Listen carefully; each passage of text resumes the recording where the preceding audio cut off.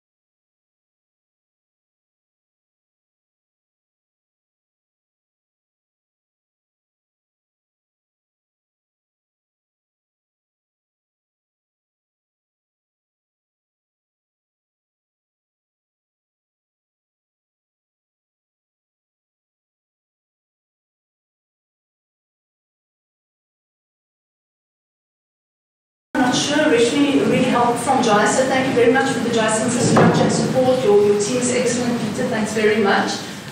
Daniel Erasmus, my husband, put up the display system for us. Thank you very much. My student, assistant Tommy Wafa, who did the image editing. We didn't do a lot of image editing. These are from original newspapers, pictures from the newspaper, so we just brought up the tonality slightly. We didn't want to interfere too much. Then, as Peter mentioned, this is a small section from my doctorate, which was done on the Communist Party's propaganda from 1921 to 1950. And this just focuses on a small slice from the early to mid-30s. And in doing this study, and my supervisors at the time was Ricky Verhoef and Marion Southoff, who I also have to acknowledge in contributing to this body of work. When I set out on this path, very early on, I obtained Jeremy's email address from a colleague, and just, had chutzpah to email out, and immediately you replied, and you were most helpful. And today's the first day I've met you face to face, and we had email correspondence over the year, and I just want to thank you very much for the support that you gave, and for being prepared to come and speak today and share what you know. I really am very humbled. I come from the graphic design perspective, so image or text perspective. I come to these cartoons, and as David Carson, the graphic designer, said, graphic design will save the world right after rock and roll does.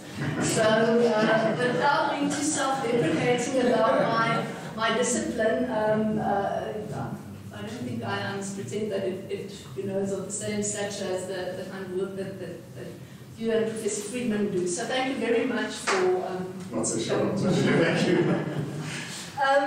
So the selection I made basically based on the fact that the National Library of South Africa in Cape Town took the pictures on the entire front page. Although I didn't ask for the cartoons, that's just the way they set it up, and that was really a stroke of luck. Not something that I thought of before, but afterwards realized how very important it is to actually show cartoons within their context. When we exhibit graphic design, cartoons, and the like, we tend to pull it out of its context and show it as if it's an artwork, isolated from its surroundings. And I think that is actually a bit short-sighted, because with these we can see what other items were on the front page. Most of these cartoons were placed on the front page. There were smaller ones that appeared every now and again inside, but most of them were on the front page. So the selection is curated in that sense, and you will notice that they go from the mid-1930s up until I think it's about 1933.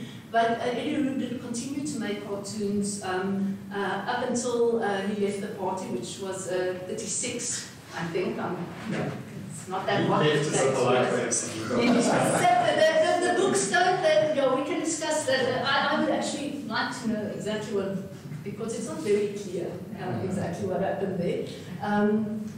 But I do know that one cartoon at least was also made by his wife, Winifred Roux. I'm not sure which one, but he had injured himself, and so somewhere there is a cartoon that she also contributed in making, and I'm not sure if there are more.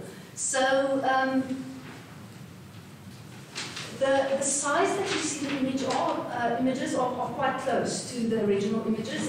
Paper sizes were a bit different during that time, but also in inches and royal sizes. The paper sizes weren't standardized as such like it is today. We've got printers that A4 and A3, so unless you're in America where you're using letter format and other formats, the paper sizes did vary slightly, but these are all kind of how you would see them.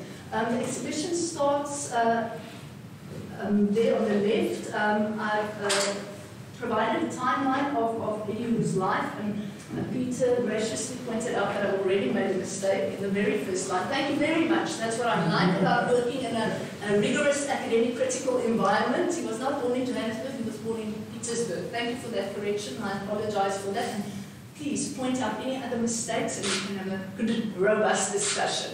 So I've just included a brief timeline of events, but I think I'm going to leave it to Jeremy and Stephen to fill in a bit more about Eddie, who I find an incredibly interesting and fascinating character, but my job is to focus more on the cartoons, so I will focus on that. So I've also done a short write-up, just trying to pull together a few of the issues around the cartoon. I'll speak a bit about these things also shortly. So we were hoping to open this exhibition on the 8th of August, but things didn't work out that way. But why we thought it would be a good time to open is because of this cartoon, which was published on the 8th of August, Friday the 8th of August. And it says, MAYIBUYE, gee ons land terug. And it is about the land issue. And it's got a board which says white land, 280 million acres.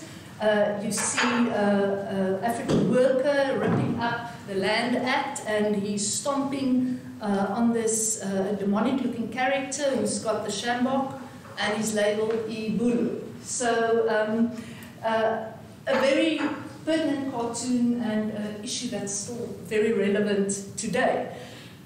Underneath we have the Internationale in Afrikaans, the translation of the socialist song. And there's so much in this front page that to our eyes might seem very strange. It breaks ideas that we have about South Africa's history, I think, in certain ways. There's a certain discourse emerging currently. It seems that the rainbow nation ideal has faded for a lot of people. It looks as if there's a broadening of attitudes around race, and as if people are unfortunately losing some of that hope. I think what really attracts me to these cartoons, and particularly the communist work before the 1950s, is for me, and that's my interpretation, perhaps, that it's positive time, it's time of possibility. Saul Dubois speaks about the 1940s in South Africa and points out 3 different pathways that South Africa could potentially take. And unfortunately, the worst pathway happened historically. But these show, for me, in my interpretation, really attempts at trying to create class solidarity across color lines, and whether the success or failure, that is not my concern. My concern in looking at these cartoons is around the types of identities that are constructed. How do you make people aware of class issues? What does a communist look like? What kind of characters are constructed with which people can identify? And when you analyze the cartoons, there are a number of identities that emerge. And the first one that we can see here is the idea of the worker. And in these cartoons, the worker is predominantly male, predominantly black, but that is not always so. In this cartoon, for example, you see a group of workers of different colors. Now, vinyl cartoons, which is the medium that these were made in, it's a black and white medium. It doesn't really allow for it's the one or the other. It's a binary. You have to choose. It's going to be either black or it's going to be white. That's your choice. But Roux does use other ways to indicate the identities of the workers through text, for example, you could indicate colored workers or the names of the characters and so on. A lot of these cartoons also about class struggle, the struggle between capitalism and communism, the working class and the capitalist overlords. And we see a very good example of that here, where, sorry, now I'm moving around everywhere, everyone's just scrambling up, sorry. So here we see the capitalist mine magnate enjoying at a banquet table with these women quite scantily dressed, and literally below the table we have what is labeled native miner. Excuse the language, this terminology is not really appropriate these days anymore, but that is the type of language that is used. Toiling away underneath the earth. So for me it's a literal depiction of class struggle, which we do see emerge in a number of the cartoons. What's interesting in these cartoons is the sense of agency that is given. At a time when historically segregation, separatism, white supremacism was the ideology, the hegemonic ideology. And Eddie Roux works hard at creating a sense of agency in the characters. So he draws on iconography, the international socialist language of iconography, which is a long history, which developed from the French Revolution moving forward, and also draws on images of slavery. So the images of the chains being broken, which is very familiar. We see a lot of this iconography recur internationally, but also in the 1980s in South African protest posters. And it's become part of a visual language and a vocabulary that is used in South Africa, even today. So it's even been co-opted by advertising in certain instances. So the breaking of the chains around the globe is an image that was also printed for many years on the cover of the Communist International, which is the journal for the International Communist Organization. And you can see kind of references to these kinds of things. There were quite a few bookshops, quite a few left bookshops in Johannesburg in the 1920s and 30s. There was also more international exchange than we would imagine. Eddie Roux studied in England. He also traveled in Europe. There was access to this literature. The imagery circulated in that way. It was co-opted and copied and drawn on and fed in this way, I think, into a sense of visual culture for South Africa. Other imagery that we're very familiar with, the image of the raised-clenched fist, which has become a symbol for protest, solidarity, of black resistance. It's something that we are very familiar with. The image of the Black Jesus, for me, also particularly interesting. We were speaking about when was the first Black Jesus, did this icon appear within South African iconography? Now, I'm not quite sure. The only references I know of is from the 1950s onwards, but someone mentioned a painting that might be earlier. But this, certainly, I can imagine must have been quite a transgressive image in the 1930s. And then also the labeling of the enemy very clear. So it had a very clear idea of who the enemy, or what the enemy was. And it was blue imperialism and British imperialism. Other aspect that's fascinating for me in the cartoons is the use of multiple languages. Language is an issue in post-apartheid South Africa that we're grappling with. The University of Johannesburg has full language policy, but in reality, practically people seem to default back to English because that is the language that everyone speaks. But there's a real concern in grappling with language issues and translating, finding suitable translations for certain communist rhetoric, like how do you translate the word capitalist into Xhosa? Well, you translate it as the man with the big bag, which I can't pronounce. I tried this morning, and then my colleagues laughed at me, so I've lost all sense of self-confidence in saying that now. But certainly, translating the international Afrikaans, trying to reach these audiences to spread the message. What makes these newspapers really interesting is that when Roux started in 1930, he basically did the whole thing. It was a weekly, it was 4 pages. He did the illustration in lino cut. He felt that it helped him fill a lot of space, which he didn't have to typeset, which is quite true, because all the typography had to be typeset by hand, using lead typography. And that is a very time-consuming process. We use word processors today, we don't give it a thought, but certainly we are speaking about heavy lead type being placed into forms, which he then himself carried to the printers physically. Once it was printed, he also packaged them for distribution, and then the image that I've put up on the timeline shows him selling it himself. So he was involved in every stage in the production and the distribution, which is something that is quite unique, and which he kept up at least for the very first year constantly, but then that was moved from Cape Town to Johannesburg, and some other players also became involved. So, sure, that's my introduction. Now, where am I going to get to my other work? Do I have a few more minutes? A few more minutes. Okay. What other aspects that I can just point out? There's also in these cartoons a reversal of stereotypes happening. Since this African-European contact gave rise to a whole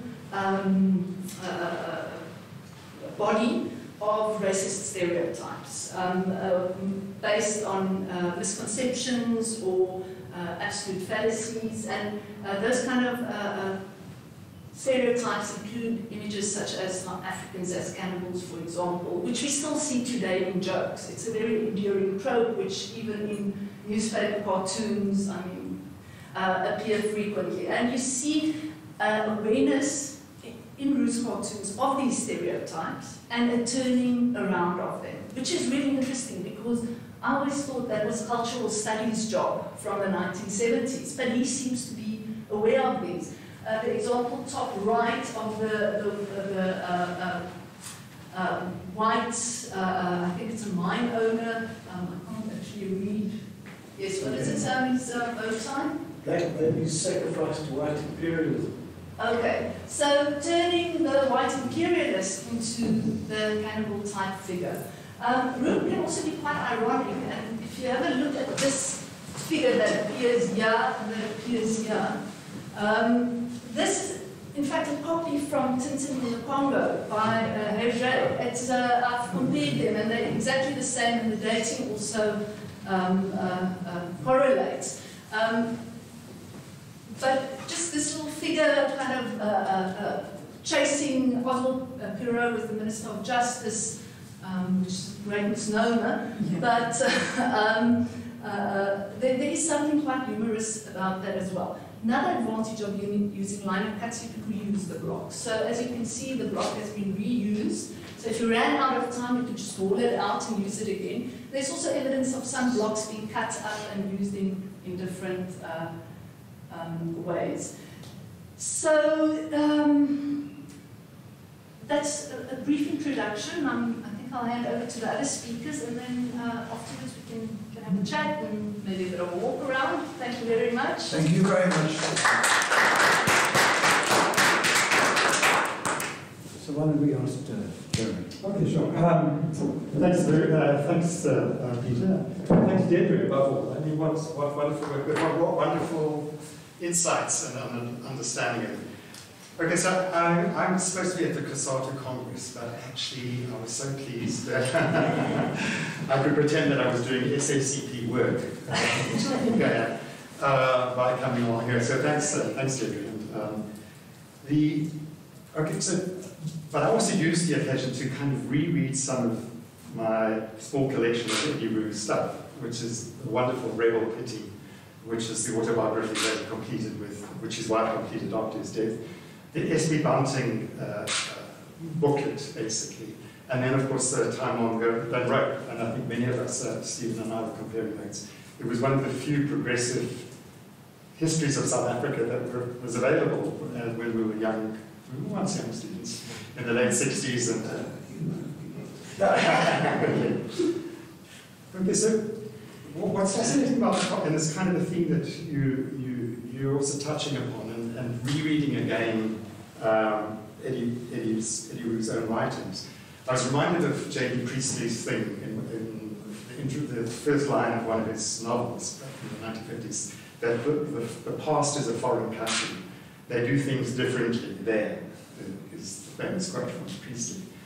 And one wants to say yes, but no, because on the one hand, both what we're looking at now, much of this I'm seeing for the first time, but also the writings are, on the one hand, yes, a little bit strange, and it is a kind of foreign country in a way, and yet so familiar in many, many other ways as well. Okay. So he was born in Polokwane in Petersburg, but moved quite early on to stay. His father had a chemist shop in Bears Valley, and his mother was English, and his father was Afrikaans, but was a kind of rebellious Afrikaner, like many Afrikaners, of course, and had become quite anglicized. An uncle, he was caught in the siege of Ladysmith, but inside of Ladysmith, he wasn't with the sieges, and an uncle who was on the other side of the trench sent in a message to say, when we catch you, when I catch my nephew, we're going to turn him into biltong. So that was the father of Eddie, who was a socialist, but not very sympathetic to quite quickly what became Eddie Roux's sympathy towards and activism amongst African workers as well. Okay, so Bears Valley, he went to Jeppy's Boy High. He had a negative experience of cadets. Probably a younger generation don't have it, but Stephen and I possibly had that. He was with Herman Charles Bosman, interestingly, at school. He was an even more anarchistic character at the school and so on. But there's some wonderful anecdotes. At one stage he was banished from Johannesburg. Was not allowed to be in Johannesburg. So he went underground in Joburg. This is in the, I think, 1932, 33, something of that kind. And sent a secret message to his wife, I think they were married by that stage, Winifred, saying, meet me where the sundews, they were both botanists, meet me where the sundews aren't. So they obviously misidentified a plant here on the copy, up here on Melbourne copy. And so that was the sign she knew where it was that they were going to meet, and so they met up here secretly at one stage while he was on the run. But the other things which are so familiar to the present and not strange is the complexity of politics. It's almost as complex as academic life, and almost as stressed. Very interesting. The relationship of the Communist Party of South Africa, as it was called then, the CPSA, and the ANC. It was quite a fraught relationship. And one of the cartoons over there, I saw it, has Tile, Professor Tile. So this is in 1930, and Tile is the dog, okay? And Pirro, I think it is the master. And he's sucking the dog onto to the workers, basically, marching at the mine. So Tile was the leader of the ANC at this stage in the Western Cape, but was a very conservative character. And he had expelled two key ANC colleagues, Bransby Mdobe and Edith Tomjeni, who'd been working very closely with Eddie Roux in distributing umsebenzi throughout the sort of rural Western Cape.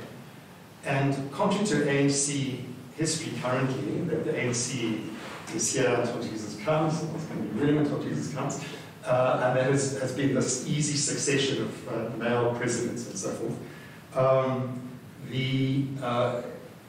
the ANC's history, like the Communist Party's history, is quite complicated and fraught with many challenges.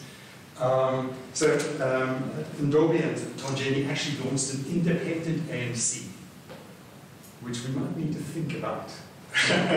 Okay, I'm sure the media is not here, so they can't do this, so you're welcome to probably saying that. I don't think at this stage we should do, but I think that.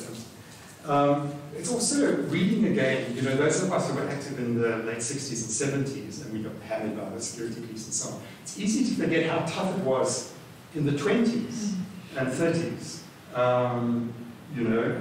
There was serious brutality meted out against Communist Party meetings and progressive meetings in general. So Eddie, in his book Rebel Pity, tells stories of addressing meetings in Johannesburg and then having to run like anything to escape white hooligans who used to come and beat them up, obviously with the encouragement and protection of the police. So he was sentenced, I think, at one point to hard labor at one point. And most of the activists of the time also suffered that and so on. And the other thing is, of course, there was constant heckling. So they would have meetings and they would advance the unity of workers, class unity, as you mentioned earlier. And of course, there would be a lot of heckling. One of the typical heckles was, but how would you like your sister to marry a black person? Okay? The word wasn't black person, but you can imagine what it was. And some of the less adept Communist Party speakers didn't know how to handle this and got confused and so on. But the best speaker, I think it was Izzy Diamond, but it might have been someone else, had a wonderful response. He said, aha, you don't know my sister. It was Sam Khan. Anyway, it was, anyway, someone who had a good bit of Yiddish. Well, I think Sam Khan said my sister suffered. Sorry, black people suffered enough. They don't need to marry my sister. Oh, okay. I think it was a bit later that happened, but anyway, okay. So this touches on what I think was the great contribution, and again, Deborah's mentioned this, of those Communist Party pioneers, was to really set down a tradition and an aspiration for a non-racial South Africa. Okay, I think that's that, you know. And that's why the Communist Party got banned in 1950, because it wasn't just a theoretical commitment. It was practical. I mean, they were involved in night schools. Eddie at one point, unwisely, it seems to me, took a train down into the Eastern Cape, and then with Winifred and with a cart which they pulled, trekked all the way to Fort Hare and set up camp outside of Fort Hare and gave night lessons, basically, political debates and so on. And one of the early recruits there who got involved and was influenced was Governor Becky while he was a young student. So there was this tremendous passion and commitment to engage in, obviously to build African Marxists, was the idea, party supporters and so on, but a deep commitment to practical, and they would often get beaten up having meetings outside the Potchefstroom and Germiston townships and so on. So a practical commitment, I think, which was amazing. He applied actually also. He studied at Cambridge and got a PhD in biology, botany in Cambridge. When he came back to Sutton, he applied to teach at Fort Hare. I suspect more to do political work than to lecture on botany and biology. But one of the requirements then of Fort Hare was to have a testimonial from a Christian minister. And he simply couldn't meet that requirement. So he wrote to Monica Wilson, who was then Monica Savage, saying, I'll reconcile myself to the thought that they've probably got a better Christian, but no doubt a worse biologist. That's his view. Okay, so the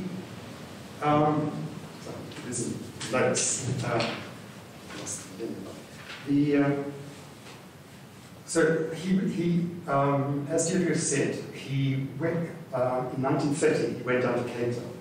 And in his book, he describes his year in Cape Town as one of the happiest experiences of his life. And he was editing, he was doing everything for his events, essentially, apart from getting some help with the packaging and the returning of the old lead prints back to the printing. Some other people helped him with that. And this was a 6.5 days work because it was coming out on a weekly basis. So he was doing the type, taught himself typesetting. He did the liner cuts. As he said, sometimes he liked to have nice big liner cuts, so he didn't have to do so much typesetting. And the Umsebenzi was also part of the new commitment. So before that, it had been called the South African Worker. And it was in 1930 under his editorship and everything else that it turned its name into Umsebenzi, obviously a Nguni name for worker. And he happily worked away here, and on afternoons of Sunday, having completed the 6.5 days of work, he would go for walks on the mountain and connected up with a kind of left-leaning group, sort of university-based group in Cape Town. Okay, but now some storm clouds were looming over Eddie Roux and over the Communist Party. So in 1928, the Comintern had decided that the South African strategic line should be a native republic, an independent native republic, with minority rights, with rights, equal rights for all minorities in South Africa. And Eddie Roux's great mentor, and the person he admired hugely, was S.B. Bunting, the father to Brian Bunting. And so part of Eddie's travels while he was at Cambridge was actually to go to the 6th Comintern 1968 Congress. And they were met very frostily there. They couldn't understand what was going on. And of course, the Comintern was now beset with Trotskyist battles, Stalinist battles, all kinds of deep factions. But in those days, the Communist International was the center, Moscow was the center, and instructions were issued to federal parties, including, therefore, the small little Communist Party of South Africa. And so there was this instruction issued that they should support the notion of a Black Republic, independent Black Republic. Now, ironically, Bunting and Eddie Roux had been pioneers of organizing and working with Africans, and had quite quickly realized that any future for a Communist Party in South Africa had to be predominantly black, and quite quickly there needed to be the reproduction of black leadership, hence the night schools, hence all of the other work that they were putting in. And quite quickly there was. A very early general secretary was someone called Mzula, who'd come through the night schools. Moses Kotani came through those night schools and so on. But they were worried about this notion of a native republic, as it was called then. And they said it would undermine, ran the danger of splitting the unity of white workers and black workers. So that the Communist Party had got quite a sharp shock in 1922 with the Rand Revolt, which happened around here and all across the reef. The party, which had been launched the year before, supported the strike against the Chamber of Mines, because the Chamber of Mines was trying to cut back the number of better paid white mine workers and introduce black mine workers into some better paid jobs, but of course not at white pay. And so there was this massive revolt here. But it was a very confused revolt because it involved sort of Labour Party socialists, a small communist party, but also the commandos, armed Afrikaner workers, who still had a strong armed tradition coming out of the war and so forth. So it was a mix of things. And one of the infamous slogans, unfortunately unfairly attributed to the Communist Party, is that one of the slogans, and it was one of the slogans, is workers of the world unite for a white South Africa. Okay. So the party then realized, particularly then, that white workers our core base is going to be African black workers and so on. But they continue to want to preach the message of white and black solidarity. And there's a poster here, where did I see? Basically, it's a May Day poster, I think, of unity between. There's a May Day. There it is, just to your left. Just yeah. What? No. This one. Yeah. Native worker, white worker. And it's got Ford, which I think was an ultra-left one, it's got about the police and trade union misleader on the run as white workers and black workers shake hands in unity on May Day of 1931.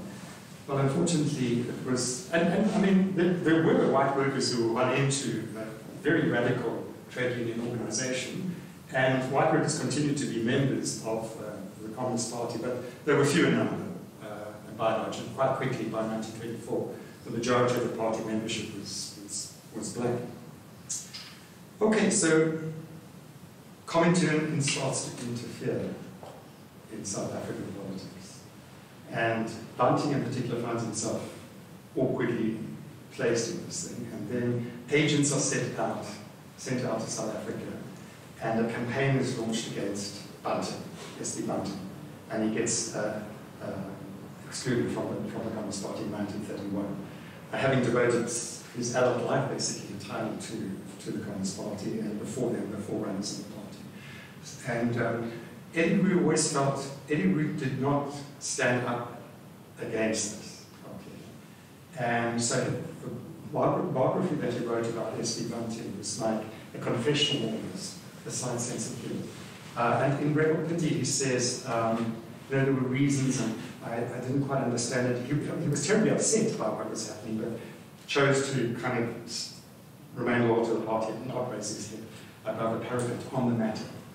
But anyhow, as a result of these interferences, he was called back from Cape Town to Joburg, because the line from the Comintern was, hang on, there's this crazy young white South African who's editing the official journal of Umsebenzi almost single-handedly.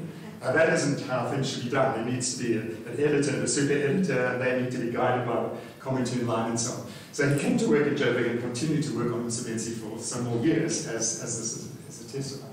But now on top of him were a series of others who had a favour at that stage of the Comintern. And he said the circulation dropped dramatically. They wrote these long, stodgy Comintern articles and so forth, but he continued wonderfully to produce the graphics. Okay. Yes, okay. So then he himself was also, I think, expelled from the party, or made very unwelcome in 1936. We don't really know exactly whether he left or whether... Okay, so some of the sources I read suggest that he was basically expelled, but whether it was like a constructive dismissal or an actual dismissal, probably. You have to ask what. No, extremely uncomfortable. And so, yeah, he left, and that was it, basically. He dropped out of politics and eventually had a professorship at Wits University in Bangladesh. So he joined the Liberal Party, what was then a quite radical Liberal, somewhat in the 1950s. Got banned, got listed, first of all, as having been a communist, even though that dated back to the 1936. And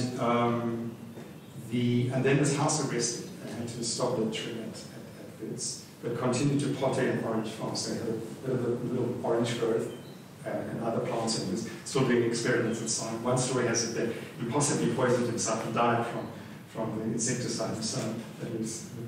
But from an SSCP perspective, one of the huge things that I admire him from is that although he was then critical of some of the terrible things that happened, in my view, in the Communist Party in that period, he didn't become sour. He didn't, and there were quite a lot of those, including more recently, Tom Becky would be one of them.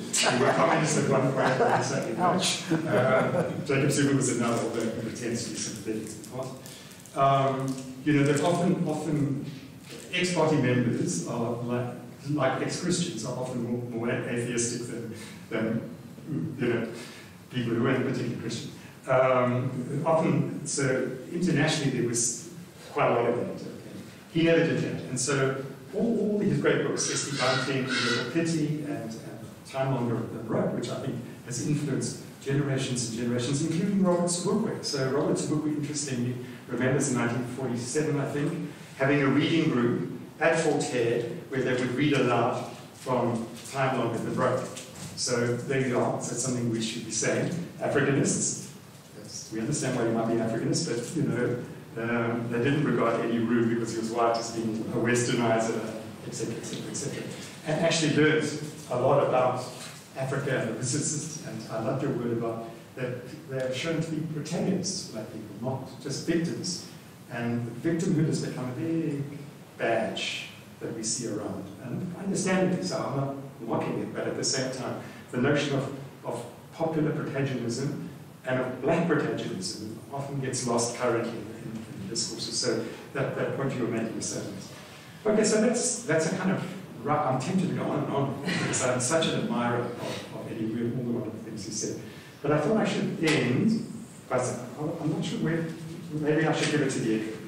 So Umsebenzi then disappeared, I'm not sure when, but stopped being published, probably in the 30s sometime. In the late 30s, they just ran out of money and so on, and then when the war broke out again, the fortunes turned, especially when But was it called Umsebenzi? Then it was called Something else. It was called Nkululeko, okay. So in my underground days, I was involved in cyclist styling in Cape Town as well, but I didn't have to typeset things. Producing Nkululekos, but the copy had been sent, not from Moscow, but from London. And we would type up and cyclist style up other things. And then in 1985, Umsebenzi was revived when Joe Slovo became the General Secretary of the Communist Party. And it was also a context in which Steve and I will remember well, because we were comrades and colleagues, but from slightly different angles in the complex politics of the 1980s.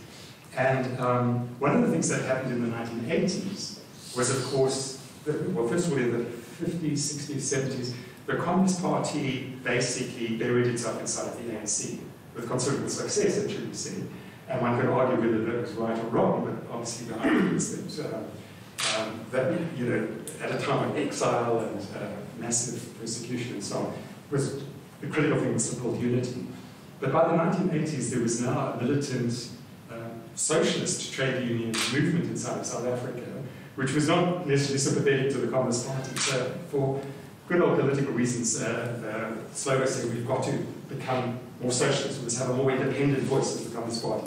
So Umsebenzi reappeared from 1985, first in underground version, and then in the early 90s, in the complex negotiations period as Umsebenzi. So as part of the connection, I don't know, maybe Deirdre's connection, this is one Umsebenzi, okay, which reminds me a little bit of the teal thing. So the format even looks the same. Is it 4 pages as well? No, it's a bit longer, okay. Briefly, we had some more money and then we ran out of it. So we were trying to make sense of the so-called black-on-black violence. So first of all, much of the press continued to present it as black-on-black violence, so that was the first problem. But inside of our organizations, including inside of the Communist Party, people were saying, you guys, I was one of those today, said, you guys are drinking tea, we saw on TV, drinking tea with Roux and FWK, but we're getting slaughtered in Soweto, we're getting slaughtered in here and so on. You know, let's call for the negotiations and so on. So what we were trying to do as the Communist Party, and we think we were alone at that stage in doing quite what we were doing, was to say, no, hang on. The violence is not because they're not, that de Klerk and others are not serious about the negotiations. It's part of their negotiating strategy. They're talking over the table to us, but they're kicking like anything underneath, and so forth. So the notion of a low-intensity conflict strategy is part and parcel of the negotiation strategy, was what we were trying to get across. Now, how do you do that in a brief publication? Well, graphically. So what this says is, here's a person who's got an Encarta t-shirt on, and remember they were saying we should be allowed to march with our assegais, because it's tradition. It's got nothing to do with harming people or frightening people or whatever. It's part of our tradition. So he's saying, this is my traditional weapon. And then there's a white cop in the middle saying, with his hand on the Encarta and saying, and this is my traditional weapon. And then FW Clerk is sitting there in a chair, with his hand on the white cop and saying, this is my traditional weapon. So we were trying to get across the idea. So, Deirdre, in appreciation, I'm not sure exactly this time, but in appreciation,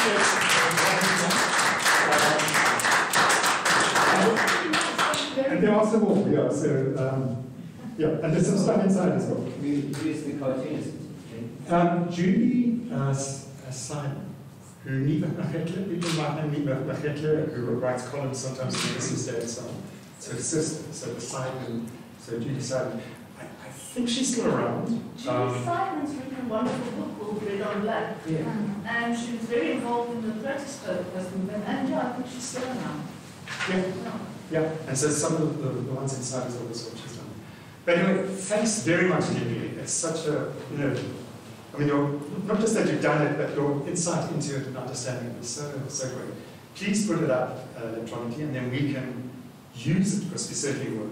I was going to invite a whole lot in red overalls, but a lot of red t-shirt people, but I realized that maybe it would be inappropriate today. But it would be lovely to somehow get these things into a wider circulation as well. And one of the things we can do is through Roux events. Roux events in 2018. I'm happy to do a few talks, Ms. Peter. Sure. If there's interest, Thank you if so your much. SATA colleagues will want to come, or SSP colleagues. Great. Thank you so much. Thank you.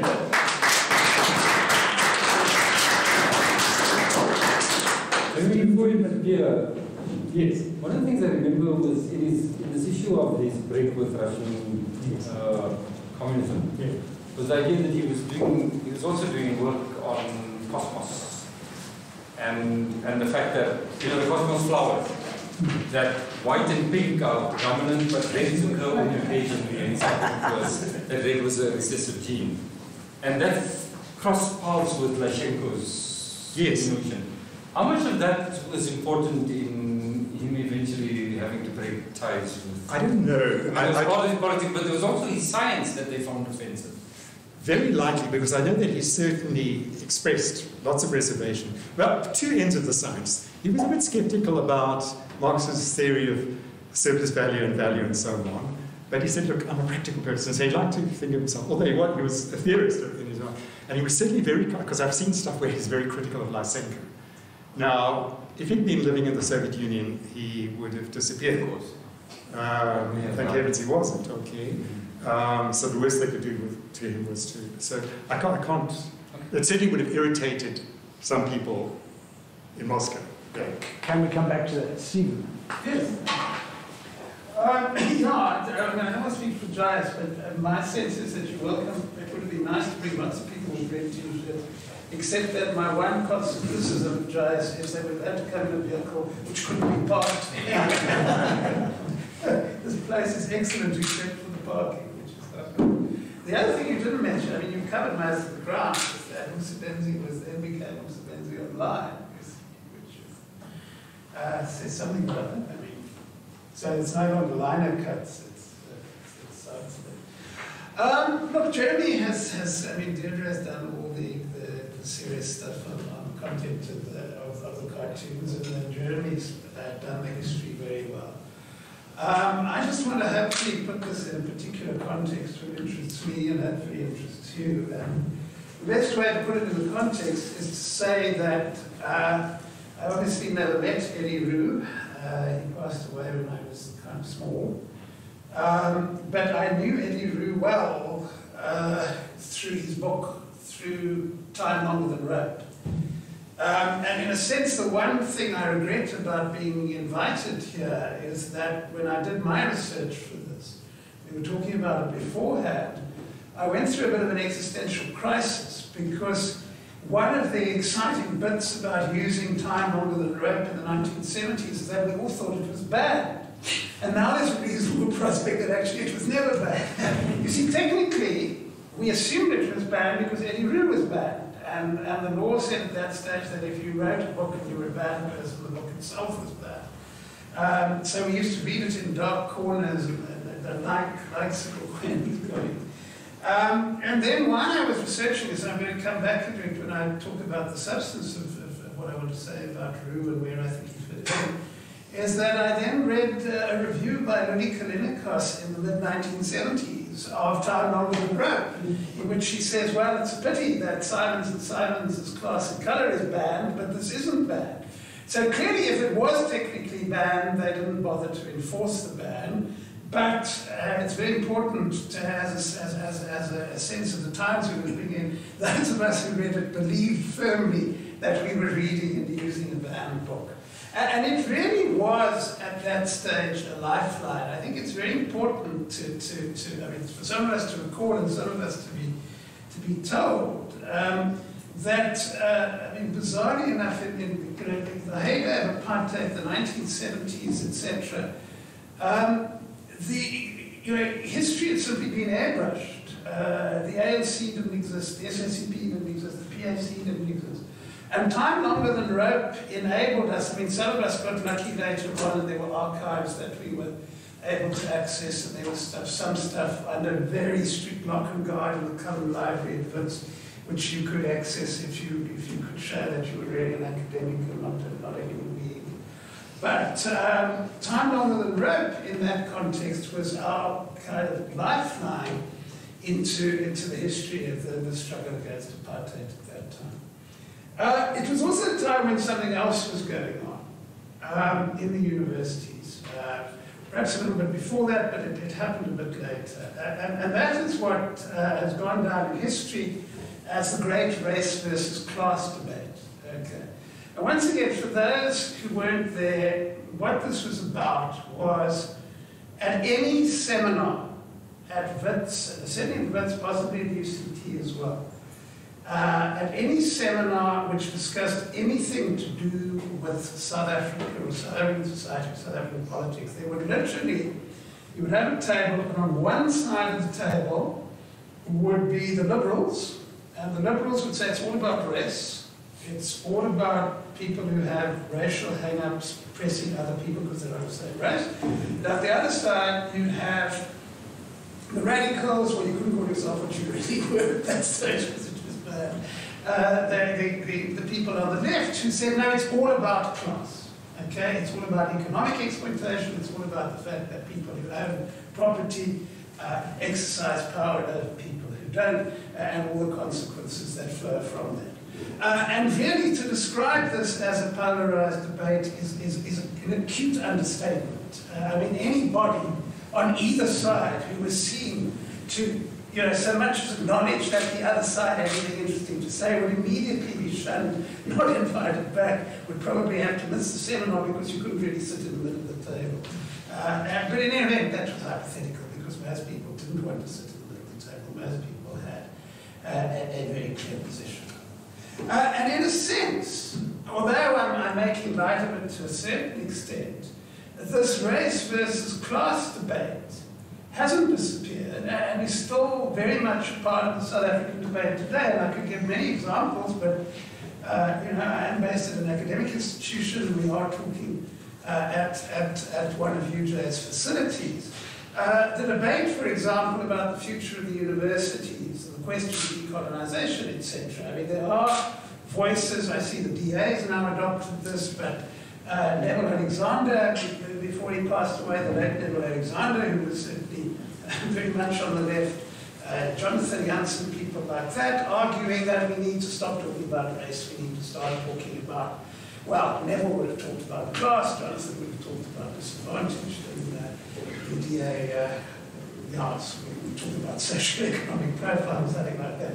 But essentially, that debate is still with us. Is the central problem in South Africa the fact that one group of people exercises racial domination over others, or is it a problem of economic exploitation and economic domination?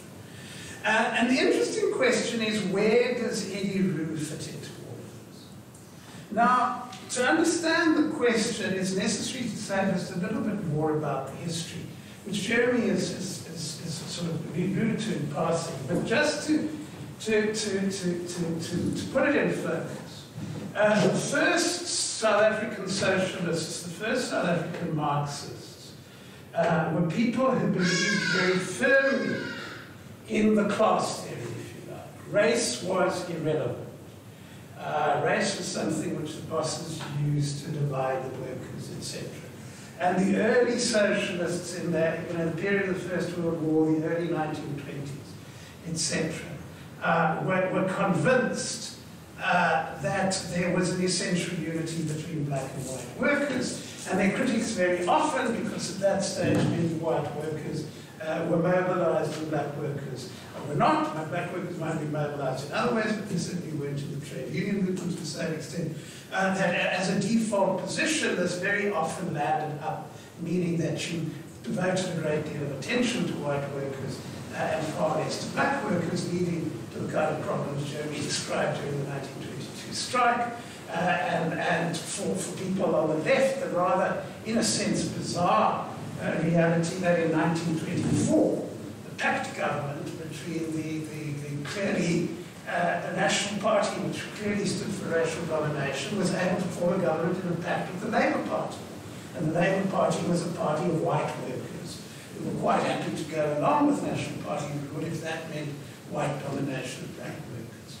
And that was the reality, and as Jeremy has described, the turning point, there were clearly other things going on. There were people on the left realizing that this was not an accurate description of the society they were living in, that to ignore the fact that black workers were subject to domination that white workers were not subject to was ignoring reality. But it all crystallized, as you've heard, in the Comintern resolution about the Native and Peasants' Republic. And in a sense, as I argue in my book about Harold Volpe, which was published a few years ago, from that stage on, the default position of the SACP, being the position of the Comintern, was to work with the ANC in an alliance against racial domination.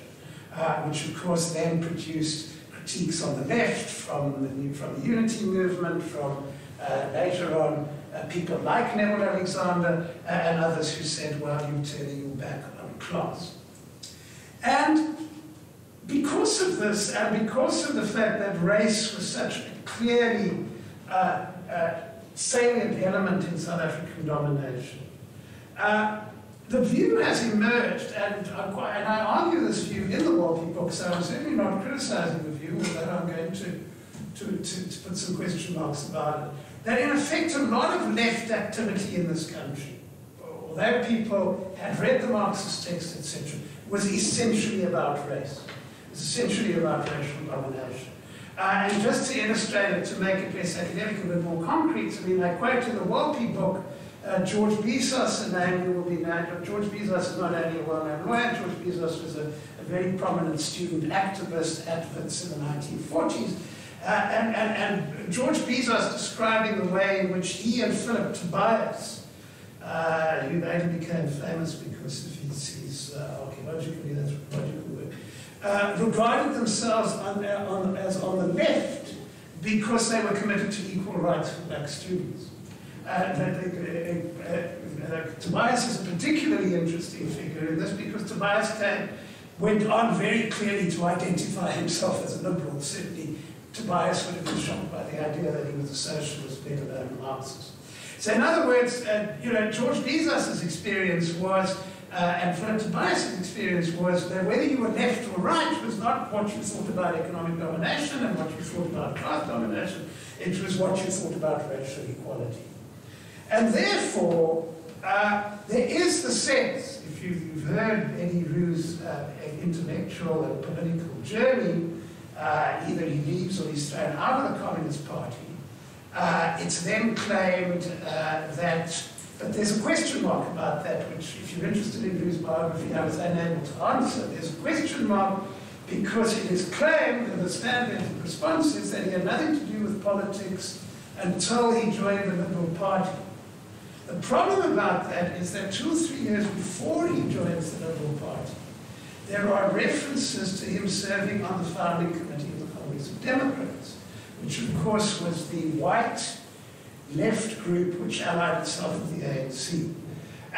From what I was able to piece together from the little reading I was able to do beforehand, it looks very much as though Roux put his toe in the water. He served on the Congress of Democrats committee and then withdrew because he was uncomfortable about some of the other people who was there. And the reason I say this is there is a record of a very interesting letter which Roux wrote in that period to Patrick Duncan. Patrick Duncan was a became later a very prominent member of the Liberal Party, who joined the PAC. And the reason why Duncan joined the PAC was that he was a militant and a radical on the race issue, but he was an anti-communist. And therefore, Duncan writes, obviously we haven't got Duncan's letter, but Duncan writes to Roux, and in a sense says, look, are these guys on the level, or is it the usual bunch of Stalinists in effect? And Roux writes back a very funny reply about, apparently had a marvelous sense of humor, a very funny reply about which business these traveling salesmen were in, etc. And he said, look, they're basically traveling salesmen. And that was code for them, basically for their travelers, they're Stalinists, they're Marxists, etc. And that's, I mean, for Duncan and for Roux at that stage, that was a no-no, and that is why Roux withdrew. So, the story thus far is that one would assume from that besides all these wonderfully militant cartoons that you see here, that in fact Eddie Roux's intellectual history was that he started out as on the left, he became disillusioned, he embraced liberalism because essentially for Eddie Roux it was about race. And in fact that is precisely the argument which Willie Kallinikos makes in her review of Time Long the Road. She says, look, and remember that was a stage at which academic Marxist analysis was almost the only game in town. And Kallinikos says, look, she really damns Time Long the Road with very faint praise, because she says, look, this is an interesting book, but it's got no class analysis in it, and it's really a liberal book, and what a pity that Simons' Marxist book, Class and Colour in South Africa, is bad. Okay. I think, to put it very bluntly, that analysis is wrong. And I want to say why I think the analysis is wrong. If you go back into Eddie Roux's intellectual history, the first point I want to make, and this is very relevant, is that with the greatest respect to one of our best-known historians, etc., I presume that she hadn't read Simons and Simons because it was bad. Because if you read Simons and Simons, I mean, it's a gripping book and it's superb history, etc. But as Harold Wolpe and his colleagues were quick to say, it doesn't exactly present a Marxist analysis. It presents much the same liberal analysis as Eddie Roux presents in Time on the Road. And the reason for that is that was the dominant, before the revisionist school came along and the Sussex boys, etc., who were the Marxist intellectuals who said, no, it's actually about class and it's partly about class. That was the way in which people on the left thought about South Africa. And whether you were Eddie Roux or you were Ray Simons or Jack Simons, who still considered themselves loyal Marxists, they too were not necessarily, Ray was more than Jack, embraced by the party. So, first of all, the fact that Eddie Roux didn't mention class analysis in Time on the Road doesn't tell you anything about his intellectual biography. What we know from his intellectual biography, as Jeremy has pointed out, is that in the 1920s, he and S.P. Bunting were known within the party as the Negrophiles. And they were known within the as Negrophiles precisely because they were the people who kept on saying, no, this is actually about black workers. And if you look at all these cartoons, I mean, except for this May Day cartoon that Roux, when he draws the cartoons, is under no illusion of who the dominated people are. So he understood that as early as the 1920s. And that would seem to indicate that Kallinikos has got a point that it's all about race. But the key point, and to finish something Jeremy was talking about, is that, of course, Eddie Roux is physically present at the Comintern meeting at which the Native Peasant Republic resolution is passed, and he spends the entire meeting arguing against it. And not only does he argue against it, but he, and I presume Bunting, present a counter-resolution, a sort of compromise resolution, saying, well, can we at least talk about a worker and peasant republic in which everybody would have equal rights, etc. And obviously that doesn't happen either. So it's very difficult to reconcile the Eddie Roux, who at the Comintern argues against the Native Peasant Workers' Republic slogan, with the Eddie Roux who was really only concerned about about race. It seems very likely that his decision to join the Liberal Party, not everybody who joined the Liberal Party did so because they thought it was the ultimate in political expression. There were all sorts of reasons people had for joining the Liberal Party, and one of the reasons, which may well have fitted Eddie Roux's profile, is that just as Patrick Duncan would have felt very much at home in the ANC if he wasn't an anti-communist, clearly for Eddie Roux, having been expelled from the SACP or having been forced to resign from the SACP, the sort of Slovo, Walby, etc. route of Simon's route of simply being part of the party and being part of the anti-apartheid struggle in that way was simply not an option available to him. And the Liberal Party was an option which was available. And that is why you had different wings in the Liberal Party. That is why you had some members of the Liberal Party who were far more concerned about grassroots issues, particularly when property rights were involved, because Liberals were concerned about property rights, than some of the other movements. So, in other words, my sense is that the real Eddie Roux, not the Eddie Roux which we put into a stereotype, the real Eddie Roux realized the point that I think some of us are trying to argue about race and class, which various books I could refer you to argue. The real answer to the question in South Africa, is it about race or class, is yes. It's about both. It always has been about both.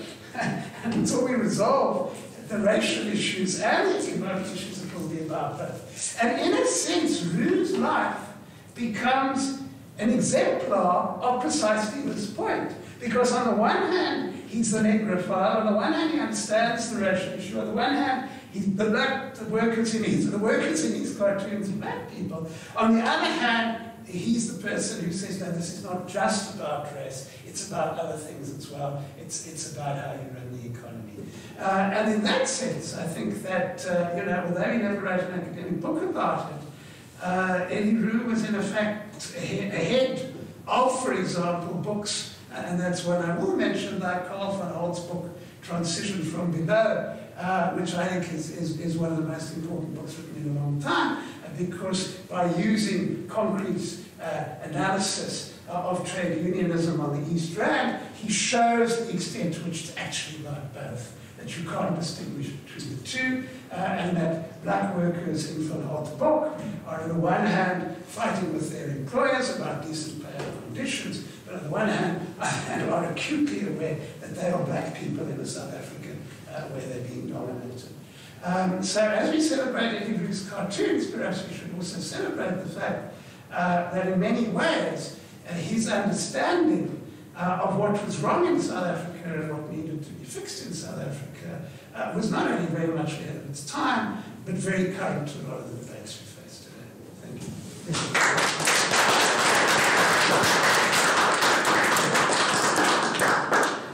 So colleagues, I'm sure you'll agree with me, this has been a most incredible seminar that we've been in. I want to thank you for coming. I'm sure there are many questions you want to ask, so let's go from here to have a cup of tea next door, take the conversation further. My pleasant little job is to just ask these guys to have a small gift from us. Stephen Freeman. And my friend, thank you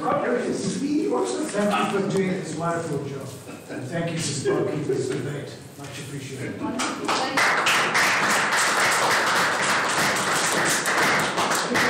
I presume this is about the contents, not about us. No.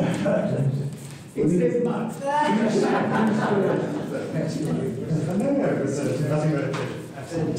Thank you.